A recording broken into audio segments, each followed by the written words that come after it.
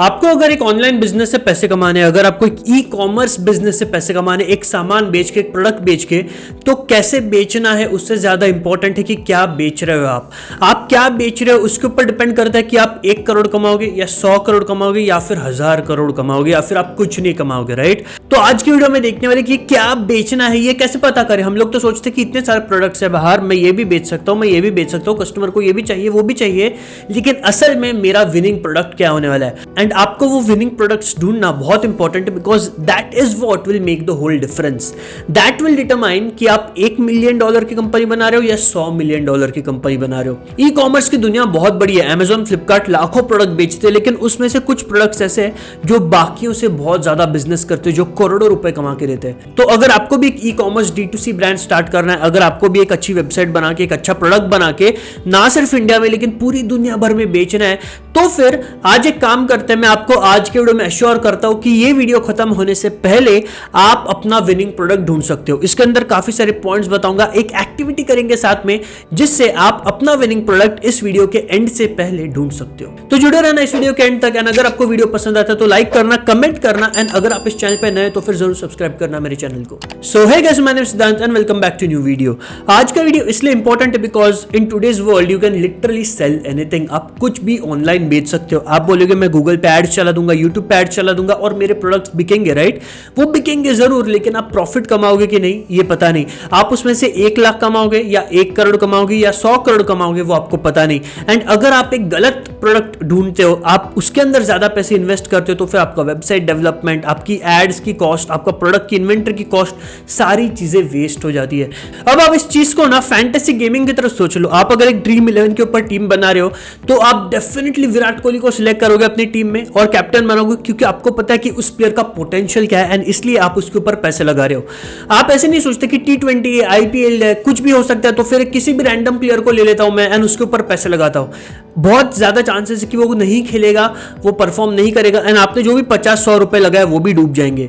तो ये winning product भी वैसा ही है। आपको अगर ये ई कॉमर्स की रेस में अगर जीतना है तो फिर आपको जीतने वाले घोड़े को ढूंढना पड़ेगा, एंड सही घोड़े के ऊपर आपको सही पैसे लगाने पड़ेंगे, तभी जाके आप ये ई कॉमर्स की रेस में आगे जाओगे और जीतोगे। First point is be unique, your product should be unique. और ये मैं खुद के एक्सपीरियंस से बता रहा हूं कि आपके प्रोडक्ट के अंदर कुछ तो यूनिक, कुछ तो यूएसपी होना चाहिए, जो कस्टमर्स को फील हो कि आपका अगर प्रोडक्ट कस्टमर खरीद रहे तो उनको पता चले कि हाँ, इसके अंदर ये अलग है बाकी के कॉम्पिटिटर से, बाकी के मार्केट से, एंड इसलिए मैं इस प्रोडक्ट से, इस ब्रांड से अटैच हो रहा हूं। ये मैंने पर्सनली खुद के बिजनेसेस में देखा है कि मैंने एक कार एयर फ्रेशनर की कंपनी स्टार्ट की थी, जिसके अंदर मैं हैंगिंग कार एयर फ्रेशनर बेचता था। अब उसके अंदर इंडिया में नॉर्मली काफी बोरिंग टाइप के कार एयर फ्रेशनर्स आते थे हैंगिंग में, तो मैंने उसके ऊपर काफी इंटरेस्टिंग डिजाइन करके, इंटरेस्टिंग फ्रेग्रेंसेस लाके मैंने बेचना स्टार्ट किया। जब मैंने बेचना स्टार्ट किया तब मार्केट में बिल्कुल नया था, बहुत नॉवेल प्रोडक्ट था, इसलिए बहुत अच्छा बिका भी। लेकिन जैसे ही मेरे सेल्स बढ़े, वैसे मैंने देखा कि और बाकी सारे बहुत कॉम्पिटिटर्स आ गए, सेम चीज करने लग गए, और जो मेरे सेल्स है ना वो ड्रॉप हो गए। अब इसके अंदर मैंने स्टार्टिंग में ही एक बहुत बड़ी गलती कर दी कि मैंने एक कुछ नया यूनिक प्रोडक्ट नहीं बनाया। मैंने जो एग्जिस्टिंग प्रोडक्ट था उसके ऊपर सिर्फ मैंने डिजाइन्स डाले, एंड जिसको मैं प्रोटेक्ट नहीं कर सकता। अब आप उन डिजाइन्स को प्रोटेक्ट नहीं कर सकते। आपसे बेहतर अगर कोई डिजाइनिंग करेगा उस प्रोडक्ट की, एंड अगर कस्टमर्स को वो डिजाइन्स पसंद आ रहे हैं तो फिर वो डेफिनेटली उनके प्रोडक्ट्स लेगा।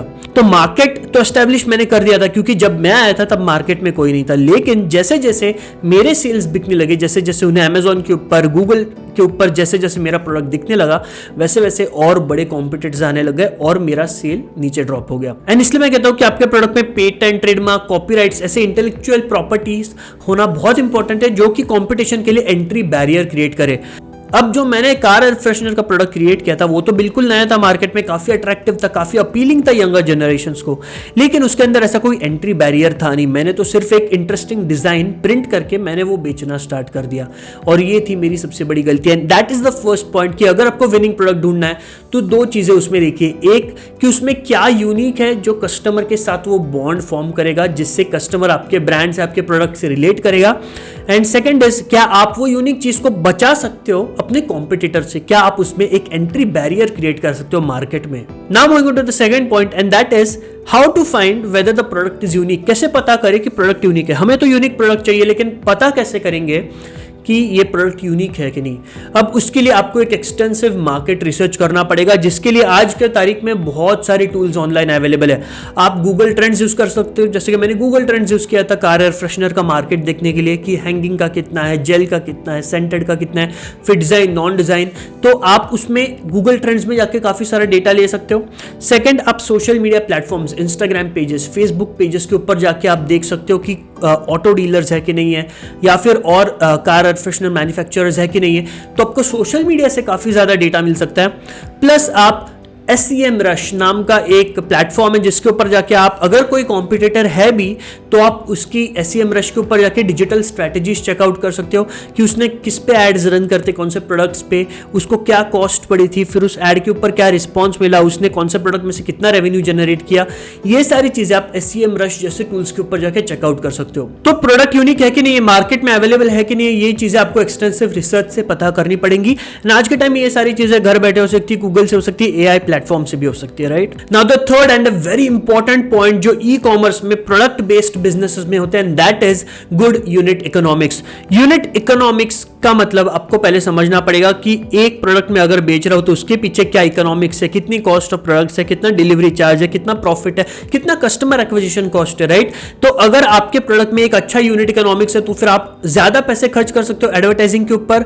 अगर आपके प्रोडक्ट का यूनिट इकोनॉमिक्स अच्छा है तो फिर आप ज्यादा प्रॉफिट कमा सकते हो हर एक सेल के ऊपर, राइट। लेकिन आपके प्रोडक्ट में अगर अच्छा यूनिट इकोनॉमिक्स नहीं है एंड अगर आप हर एक सेल के ऊपर लॉस कर रहे हो तो फिर आप इससे कभी भी सस्टेनेबल बिजनेस नहीं बना सकते। आज के टाइम में लोगों को लगता है कि कोई प्रोडक्ट ला दो, अच्छी फोटोग्राफी वेबसाइट बना दो, इंस्टाग्राम के ऊपर पेज बनाओ, तो फिर उसके बाद में गूगल एड्स, फेसबुक एड बना के चला के बहुत ज्यादा प्रोडक्ट बेचूंगा। लेकिन ये हलवा नहीं है, it is not that easy, right. Advertising in today's world is expensive, बहुत महंगा है। आपको कुछ कीवर्ड्स, आप ऑनलाइन काफी सारे टूल्स है SEMrush जैसे, या फिर आप सीधा गूगल कर सकते हो, आपको पता चलेगा कि कुछ कीवर्ड्स ऑनलाइन कितने ज्यादा एक्सपेंसिव है। It is not at all easy to market your product, क्योंकि आज के टाइम में इतने सारे लोग डिजिटली अपने ब्रांड्स को प्रमोट कर रहे हैं कि आपको पैसा खर्च करना पड़ेगा, बहुत ज्यादा पैसा खर्च करना पड़ेगा कस्टमर्स को एक्वायर करने के लिए। एंड इसलिए यहाँ पे दो चीजें बहुत क्रिटिकल हो जाती है। एक कि जितना ऑर्गेनिक ट्रैफिक आप ला सकते हो उतना लाइए सोशल मीडिया के ऊपर, कंटेंट क्रिएशन से या फिर इन्फ्लुएंसर मार्केटिंग से। एंड सेकंड इज अपना यूनिट इकोनॉमिक्स अच्छा रखिए। जब आपका यूनिट इकोनॉमिक्स अच्छा होगा तब आप ज्यादा अफोर्ड कर पाओगे एक प्रोडक्ट के एडवर्टाइजिंग के ऊपर। अब प्रॉफिट मार्जिन मतलब हम लोग क्या सोचते हैं कि gross profit, net profit. Gross profit क्या होता है? Revenue minus COGS, that is cost of good sold, मेरे सामान की कीमत क्या है। Net profit is what? Gross profit minus all the expenses, right. अब इन एक्सपेंसेस में आपको डिलीवरी चार्जेस, टैक्सेस हो, मेंटेनेंस, इलेक्ट्रिसिटी बिल, ये तो सारी चीजें, सैलरीज, ये तो सारी चीजें है। लेकिन एक बहुत इंपॉर्टेंट पैरामीटर है जो आपको इसमें से डिडक्ट करना है, and that is CAC, customer acquisition cost. तो अगर आप ये सारे expenses plus customer acquisition cost plus delivery charges ये डिडक्ट करने के बाद भी अगर आप एक पॉजिटिव, एक अच्छा नेट प्रॉफिट बना रहे हो, मतलब आपके बिजनेस का यूनिट इकोनॉमिक्स बहुत अच्छा है। तो कस्टमर एक्विजिशन कॉस्ट भी डिडक्ट करने के बाद में आपका यूनिट इकोनॉमिक्स पॉजिटिव होना चाहिए। इसका ही मतलब है कि आप एक सस्टेनेबल बिजनेस बना रहे हो। कस्टमर एक्विजिशन कॉस्ट को कंसिडर करना बहुत इंपॉर्टेंट है। ROAS, return on ad spend को कंसिडर करना बहुत इंपॉर्टेंट है एक बिजनेस का फाइनेंशियल स्टेबिलिटी को जज करने के लिए। 30-40% के ग्रॉस प्रॉफिट से कुछ नहीं होने वाला। एक ऐसा प्रोडक्ट पकड़ो जिसमें 70 to 75%, 80% का ग्रॉस प्रॉफिट है, तब जाके आपके पास लास्ट में 15-20% का नेट प्रॉफिट बचना चाहिए। Now the fourth important point quality of a winning product is that it is replenishable. वो रिप्लेनिशेबल होता है। इसका मतलब काफी बार हम लोग देखते हैं कि एक कंपनी आती है, सिर्फ एक प्रोडक्ट उसका चल जाता है तो बहुत अच्छे पैसे कमाते हैं, फिर वो प्रोडक्ट धीरे धीरे कम हो जाता है, बंद हो जाता है, वो कंपनी भी बंद हो जाती है। तो आपको एक प्रोडक्ट की कंपनी बन के नहीं रह जाना है। माना कि बहुत सारी कंपनीज है जो बाहर सिर्फ एक प्रोडक्ट से बहुत पैसा कमा रही है, लेकिन वो बहुत रेयर होता है। कम से कम एक ऐसा प्रोडक्ट पकड़ो कि आपका कोर प्रोडक्ट एक ही हो, लेकिन आप उसमें multiple variations, multiple iterations, multiple styles, fashions create कर सकते हो, एंड उससे आप बार बार कुछ एक नया चीज बना के आप अपने कस्टमर्स को प्रेजेंट कर सकते हो। तो सपोज मैं एक क्लोथिंग ब्रांड, शू ब्रांड या फिर बैग का एक ब्रांड चला रहा हूँ या फिर कोई भी ब्रांड चला रहा हूँ, मैंने एक प्रोडक्ट लॉन्च कर दिया, बहुत अच्छा चल गया, धीरे धीरे उसके सेल कम हो गए, कस्टमर्स को फिर से कुछ नया चाहिए, तो फिर मैं सपोज जाऊंगा डिज्नी के पास, मार्वल के पास में, मैं बोलूंगा कि आपकी जो थीम्स है, आपके जो सुपर हीरो थीम्स है, उसका लाइसेंस मैं लेता हूं और मेरे क्लोथिंग के ऊपर, मेरे बैग्स के ऊपर, मेरे शूज के ऊपर प्रिंट करके मैं बेचूंगा, right. Now moving on to the fifth and very important point जो हम लोग ना जानबूझ के इग्नोर करते हैं, that is this business, is this product really for you. अपने आप से सच कहिए कि क्या मेरी सच में औकात है, क्या मेरी कैपेबिलिटीज है, क्या मेरे स्किल्स है, क्या मेरा इंटरेस्ट है, पैशन है इस चीज में, तो ही मैं इसको बेचूंगा। सपने में तो हम लोग बहुत कुछ सोचते हैं कि मुझे आईफोन जैसी कंपनी बनानी है, $1 ट्रिलियन कंपनी, मुझे फेसबुक जैसी सोशल नेटवर्किंग साइट बनानी है, लेकिन क्या आपको पता है कि उसके लिए कितने लाइंस ऑफ कोड चाहिए? आपको पता है कि आज के टाइम में सोशल नेटवर्किंग साइट अगर आपने बना भी ली करोड़ों रुपए खर्च करके, तो उसके ऊपर कस्टमर्स को लाना, कस्टमर्स की एंगेजमेंट बढ़ाना कितना मुश्किल है। आप चाहे कुछ भी सोच लो, लेकिन at the end of the day practicality is very important कि आपके पास फंड्स है कि नहीं वो बिजनेस करने के लिए, आपके पास स्किल्स है कि नहीं वो बिजनेस करने के लिए, आपके पास टीम है कि नहीं वो बिजनेस करने के लिए, आपके पास वो रिसर्च है कि नहीं, वो डेटा है कि नहीं वो बिजनेस करने के लिए। तो आप शायद से एक प्रोडक्ट ढूंढ लो, शायद से आप एक मार्केट अपॉर्चुनिटी ढूंढ लो, आप एक गैप ढूंढ लो, लेकिन आपको वो सच बोलना है खुद से कि ढूंढ तो मैंने लिए, इसमें पोटेंशियल भी बहुत है, लेकिन क्या ये मैं कर सकता हूं। एंड आप अगर नहीं कर सकते, या फिर आप शायद से कर सकते हो लेकिन आपका इंटरेस्ट इसमें नहीं है, तो फिर आपको उसको नहीं करना चाहिए, क्योंकि आप वो at some point in time आप फिर छोड़ दोगे। Now moving on to the sixth and the last point, and जिसके बाद में हम लोग एक अमेजिंग एक्सरसाइज के ऊपर जाएंगे जिससे आप अपना विनिंग प्रोडक्ट ढूंढ सकते हो। तो the sixth point is total addressable market. मैंने एक बहुत अच्छा वीडियो बनाया मार्केट रिसर्च के ऊपर, काफी लोगों ने देखा, and that is TAM SAM SOM, total addressable market, serviceable addressable market and ये सारी चीजें, राइट।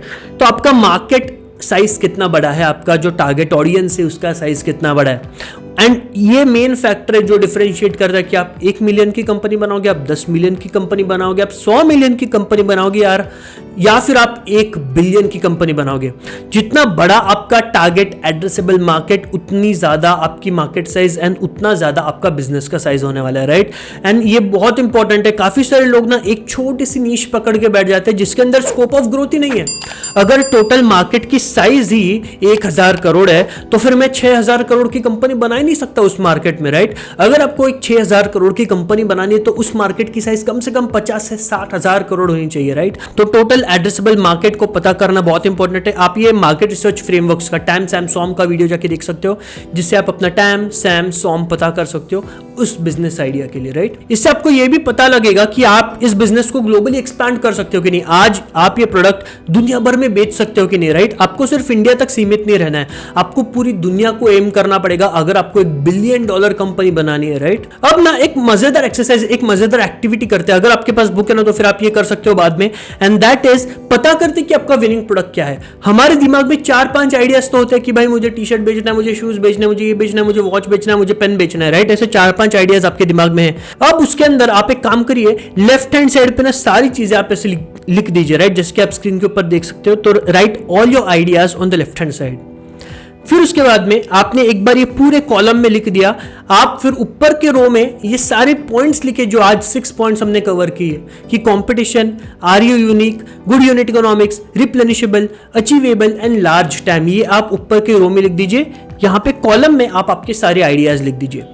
अब ध्यान से देखिए, वहां पे आपको कुछ कलर्स दिख रहे, green, red and orange. Green मतलब अच्छा ये पैरामीटर टिक्ड है, ऑरेंज हाँ ठीक है हो सकता है मे बी, रेड नहीं हो रहा है। तो आपके जिस भी आइडिया में सारे पैरामीटर्स ग्रीन आएंगे that is going to be a winning idea, and जहां पे भी मैक्सिमम ऑरेंज या रेड रहेगा that is not your winning product, right. अब इसके बाद में आपको एक विनिंग प्रोडक्ट मिल जाएगा। अब उसका क्या करना है, तो जल्दी से एक MVP बनाओ, एक डिजाइन करो, मैन्युफैक्चरर के पास दो, उसको बोलो कि भाई एक सैंपल बना के दे, सैंपल लेके आओ, कस्टमर से अप्रूव करो, कस्टमर्स के साथ सर्वे करो, पोटेंशियल कस्टमर्स को मिलो, पता करो मार्केट क्या सोच रहा है, तो फिर आपको पता चलेगा कि ठीक है चलो ये मेरा विनिंग प्रोडक्ट है, इसको मुझे बेचना है। फिर उसके अंदर थोड़ी सी इन्वेस्टमेंट करिए एंड उसको बेचना स्टार्ट करिए। सो गाइस आई होप आपको ये वीडियो पसंद आएगा, एंड अगर आपको एक D2C brand, e-commerce brand start करना है तो ये वीडियो बहुत ज्यादा इंपॉर्टेंट है, इसे बार बार देखिए। इसी के साथ में और काफी सारी वीडियोस के लिंक्स मैंने नीचे डिस्क्रिप्शन बॉक्स में दिए, तो फिर आप जाके वो भी चेकआउट कर सकते हो। So guys, if you like the video, then do like the video, share, comment, subscribe to the channel. Don't forget to hit the bell icon to receive the latest notifications of my videos on time. And I will see you in the next video. Till then, goodbye. Take care. Thank you.